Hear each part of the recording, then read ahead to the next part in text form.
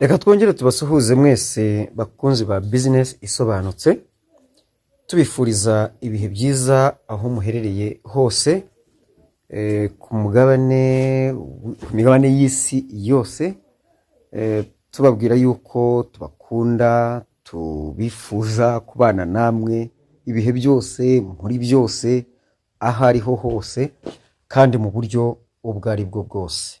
Tukaba rero ubu turi mu mwanya w'ikiganiro business isobanutse, aho twibanda ku kiganiro kijyanye na business ya P network. Abantu benshi bafite ikibazo cy'amakonti atameze neza, konti za P network zitameze neza, zidatunganye nk'amazina, mbese imyirondoro itahuje n'ibyangombwa bafite byemewe n'amategeko y'igihugu cya buri muntu. Tukaba tugiye kureba uko twakwiranja kugira ngo tubihindure cyangwa se tubikosore, no kubikosora mu yandi magambo.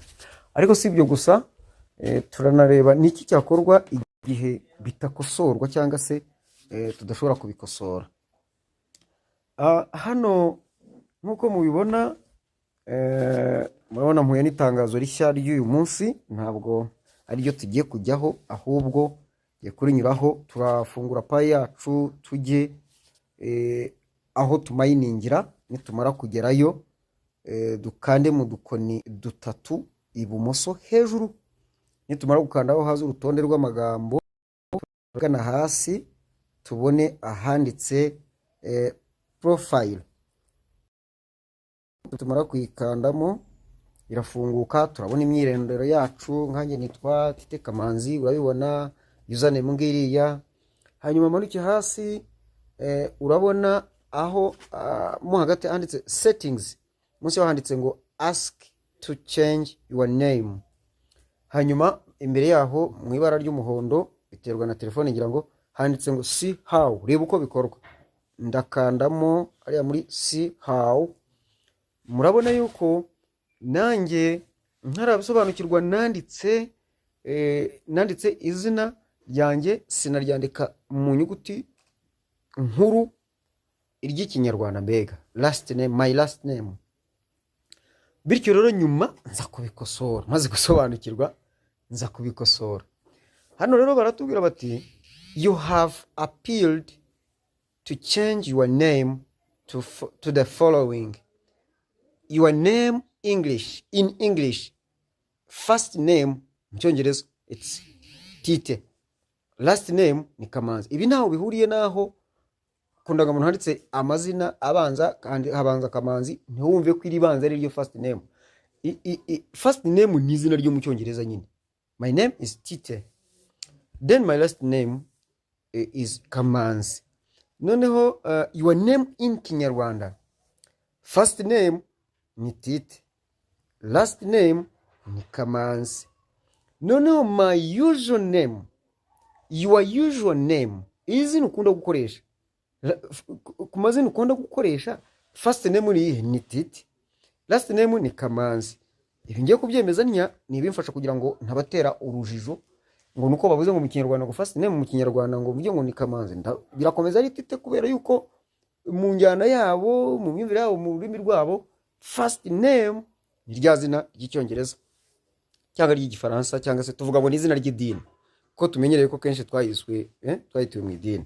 Hanyuma barambwira ngo appeals will only accept a minor update to the currently registered name.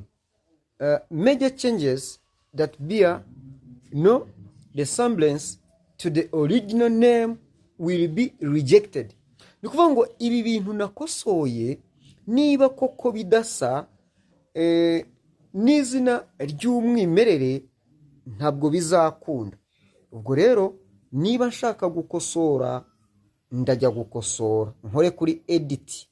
Ninkora kuri edit, ese ndabikosora to enter middle. Hano hari igihe bakubaza na middle name. Hano barakubwira your name in English as it appears in your official documents. Izina ryawe mu Cyongereza nk'uko rigaragara ku byangombwa byawe byemewe n'amategeko. Name ni kuriya. My first name cyangwa se my name in English is Tite. No, last name ikaba Kamanzi. To enter middle or name cyangwa se names, tap here. Arandi mazina ukoresha ariko ari mu byangombwa. Urugero wenda ngo Ruvuzandekwe Kalisa Rugano. Bene nkuko. Urumva harimo amazina menshi. Your name in Kinyarwanda. Urabona ko nabikosoye nibirabanzaniye niba hari middle name nayo. Hanyuma your name, your native language mu Kinyarwanda. Hanyuma rero ndasavinga. Mbonye ntacyo nakweditingaho kubera ko uko nabyanditse nuko ndakora kuri save. Nimara gukora kuri save ndongera nanone nkore kuri save. Yes. Gisavinge. Hanyuma rero barambaza ngo ko nkoze kuri save kabiri, final review. Your name in English ni kwa kundi. Last name ni kwa kundi. Your name Kinyarwanda ni kwa kundi. Last name ni kwa kundi. Your username ni kwa kundi. Tite Kamanzi.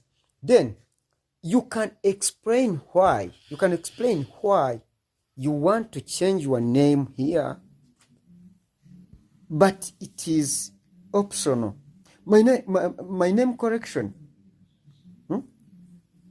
Nashakaga gukosora nje vuze impamvu. My name correction gukosora izina ryanjye.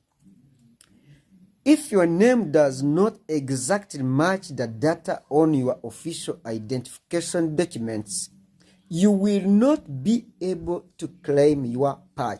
Koko ibi bintu wakosoye niba bitajyanye neza n'amazina ari ku cyangombwa cyawe, sha ukazaboneza ipaye barakurahiye batewe yada. None urarahira. I will lose all of my pay if my name is wrong. Ewe data we. Niba ibyo wakosoye wanditse ari biyo. Niba atari biyo, urahiye yuko uzatakaza pay zawe. Ngaho bisinyire. Reka nsinye. Ndakora kuri submit. Ubwo amazina yanjye nakosoye. Barambwiye ngo you have successfully cyangwa se you've successfully submitted name update appeal and your appeal is under review. Appeal ubundi ni nko kwiregura. Tubyite gutyo mu buryo bw'amategeko. Hanyuma rero bambwiye ko byaciyemo mu gutegereza biri muri under review. It's under review. Biri mu gikorwa.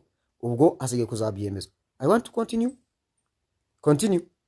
Ndakomeje. Ubwo mvuyeyo nyangije. Hanyuma noneho ntabwo bihita bihinduka kuko biri under review, birimo gukorwa. Ubwo umunsi bazaza kubya amazina nibwo bazagira icyo babikoraho. Ariko noneho ubwo nabihinduka, noneho nkaba nagira nkabona KYC kandi nkayibona ntaragira bitarahinduka. Nta kundi ngewe icyo ndi bukore ndategereza KYC no guhita nyikora, ariko niyo nanayikora ntacyo bintwaye. Ninkora KYC nzuzuzamo ya myirondoro yanjye ihwanye nuko nakosoye. Icyo gihe rero bizamfasha ko bashobora gufata imyirondoro yawe yuzuye ihuje n'ibyangombwa byawe kuri KYC bakabihuza n'ahandi wakosoye muri aho to ask change name, bakabihuza bakabona koko ya myirondoro yawe wakoresheje muri KYC niyo y'ukuri, turabona ihuye na ya yindi wari wapirinze cyangwa se wasabye ko yahindurwa.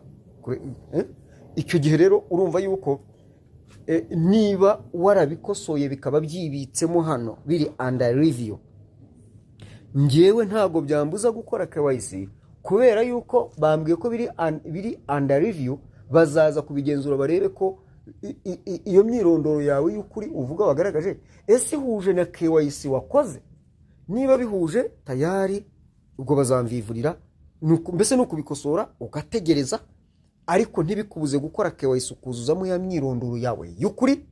Niba vivura KYC kizaba ari igihamya cyuko nubwo wakosheje hariya kandi kwaba warapirinze warasabye gukosora amazina, ntagaro guhindura izina no gukosora izina ni ibintu bibiri binyuranye. guhindura izina ni nkuko nawe nitwa Kamanzi noneho nkitwa Kabera, no, ahubwo ni ugukosora. Niba ari nari nanditse ngo Kamanzu nkakosora nkandika Kamanzi, bikaba bigaragaramo yuko nakosoje.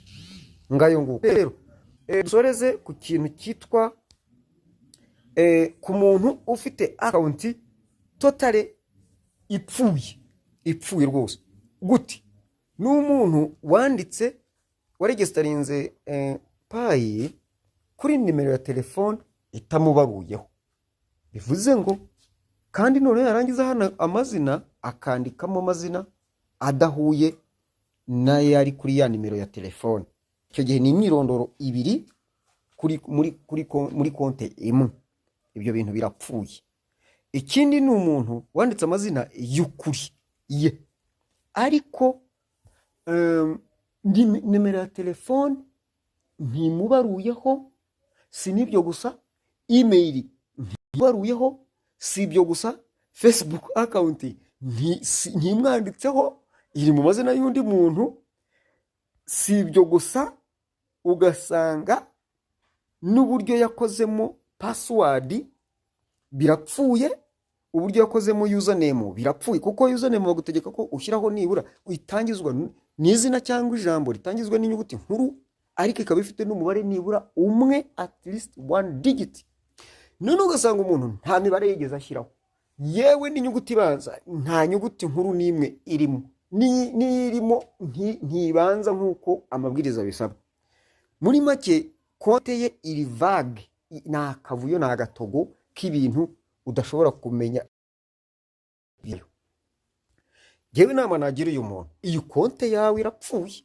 N'ibindi mbega bitajyanye n'uko amabwiriza yo kuregisteringa payi, turimo turategura uburyo bwiza bwo kuregisteringa ku buryo abantu bashobora kugenda ukavuga uti dore ndabikoze kamambaye. Hari abantu benshi rero bigira idadi, ugasanga urashaka kumwereka uko baregisteringa, ugasanga yabyishe. Iyo yumvise akajambo password yumva ko ari password ugiye kwinjiriramo, ukamubwira uti password ikorwa iki, aho akikorera ibye akabiguhisha, yamara kubiguhisha akabyica, wajya gusanga ugasanga ibintu arabidobeje. Ese ibi bintu niba ugeze ahangaha kuri iyo konte yapfuye, aya mezi 6 dufite ni amezi wa mininga nibura tukazajya kugira open mainnet ugejeje payi zigera muri 30 rwose byashoboka, bitewe nuko wa mininze ukabyubahiriza, kandi ukaba wenda ushobora kwinjiza n'abantu ukakora security sako. Icyo ukora ni iki rero, wowe fata iyo konte ubanze uyideleting.